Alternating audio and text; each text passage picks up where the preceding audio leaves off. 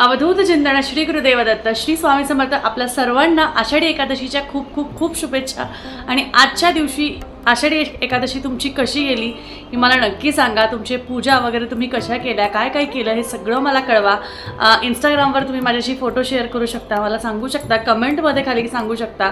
तर चला आजच्या व्हिडिओची सुरुवात करूया। आजचा व्हिडिओ खूप विशेष आहे, खूप महत्त्वाचा आहे, कारण आज दिवस आहे आषाढी एकादशी आणि आजपासून चालू होतो आहे चातुर्मास। चातुर्मास म्हणजे बघा, देवशयनी एकादशी म्हणजे आजपासून विष्णू भगवान हे योग निद्रे अवस्थेत जात असतात आणि ते कार्तिकी एकादशीच्या वेळेस म्हणजे 4 महिने ते या योग निद्रेमध्ये असतात आणि कार्तिकी एकादशीला परत ते योग निद्रेतनं बाहेर येतात आणि त्यानंतर परत त्यांचा तो जो आपल्या सगळ्या निसर्गाला किंवा सगळीकडं ब्रह्मांडाला चालवण्याचं जे काम आहे ते करत असतात।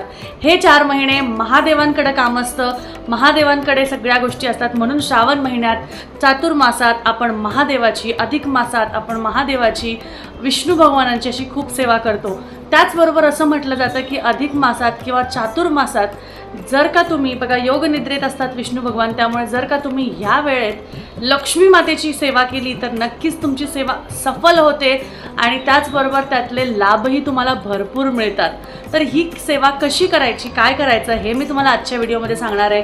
आजपासनं बघा, आजपासनं आत्ता तुम्ही हा व्हिडिओ बघत असाल किंवा तुम्ही जेव्हा कधी हा व्हिडिओ बघत असाल काहीही हरकत नाही आहे। ह्या 4 महिन्यात जेव्हा कधी तुम्हाला म्हणजे शक्यतो ह्या व्रताची सुरुवात जी आहे ही आषाढ शुक्ल दशमीपासनं किंवा एकादशीपासनं सुरुवात होते।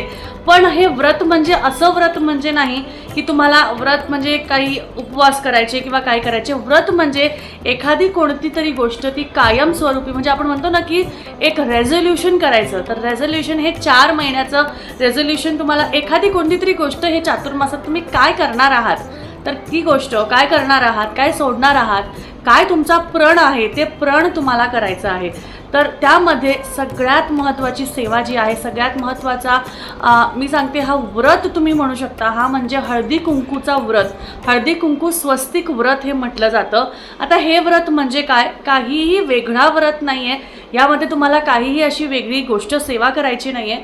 फक्त आणि फक्त काय करायचं आहे तुम्हाला सकाळी जेव्हा तुमची देवपूजा वगैरे तुम्ही करता त्या देवपूजेच्या वेळेस तुम्हाला एका पाटावर किंवा देवासमोर जी काही जागा असते जिथे तुम्ही रांगोळी काढता त्या जागेमध्ये एक स्वस्तिक हळदीने, आधी हळदीने आणि मग दुसरा स्वस्तिक कुंकुवाने, तशा पद्धतीने मी इथे फोटो लावून देईल, तशाच पद्धतीने एक स्वस्तिक हळदीने आणि दुसरा स्वस्तिक कुंकुवाने तुम्हाला काढायचा आहे। आणि त्यानंतर ज्या रेषा असतात, ज्या आपण म्हणतो ज्या प्रोटेक्शनच्यासाठी आपल्यासाठी म्हणजे ज्या काही संकट किंवा ज्या काही गोष्टी आहेत त्या स्वस्तिकच्या शेजारी तुम्हाला 2 रेषा ओढायच्या असतात, त्या सदैव करायच्या असतात। कारण काय असतं, ते आपल्यासाठी एक प्रोटेक्टिव्ह शील्ड असतं, म्हणजे आपलं संरक्षण ते करत असतं।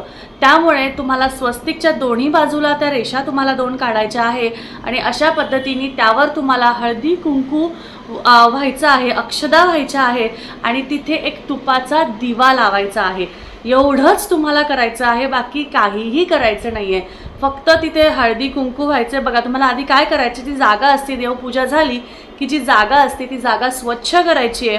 त्या जागेवर पहिले हळदीचं थोडं करायचं, हळदीचं स्वस्तिक काढायचं, त्याच्या शेजारी कुंकुवाचं स्वस्तिक काढायचं आणि शेजारी 2 रेषा काढायच्या आणि त्यानंतर त्यावर हळदी कुंकू अक्षदा व्हायच्या आहेत, फूल व्हायचं आहे, दिवा उदबत्ती लावायची आहे। पण दिवा लावताना फक्त आणि फक्त तुपाचा दिवा तुम्हाला लावायचा आहे, फक्त आणि फक्त तुपाचाच दिवा तुम्हाला लावायचा आहे। या गोष्टीची काळजी घ्या, नक्की हे व्रत करून बघा। आता हे व्रत कशासाठी करायचं, तर हे व्रत तुम्हाला तुमच्या घरात तुमची सौभाग्य वृद्धी असू दे, आर्थिक वृद्धी असू दे, घरात कुठल्याही गोष्टींमध्ये संकट सारखं येत असेल तर चातुर्मासात हे प्रण करा की तुम्ही आजपासनं बघा, जेव्हा कधी तुम्ही हा व्हिडिओ बघत असाल त्या दिवसापासनं जरी तुम्ही या व्रताची सुरुवात केली ना, तर कार्तिक शुद्ध एकादशी जी असते, कार्तिकी एकादशी जी असते तोपर्यंत तुम्हाला हे करायचं असतं।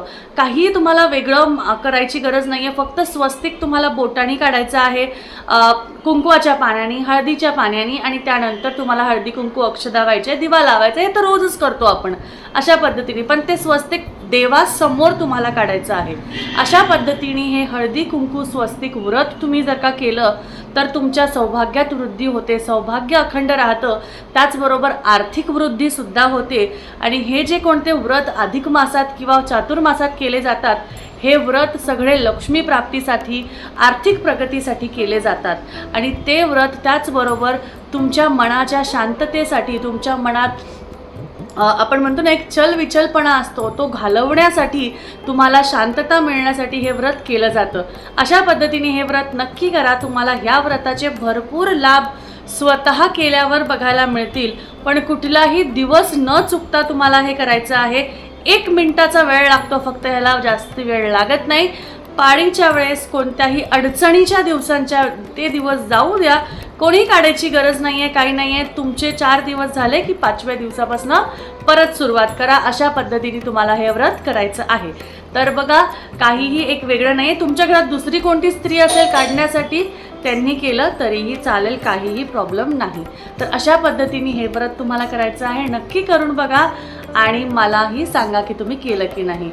तर चला भेटूया अजून एका छानशा माहितीमध्ये, छानशा व्हिडिओबरोबर. तोपर्यंत काळजी घ्या. अवधूत चिंतन. श्री गुरुदेव दत्त. श्री स्वामी समर्थ. जय जय स्वामी समर्थ.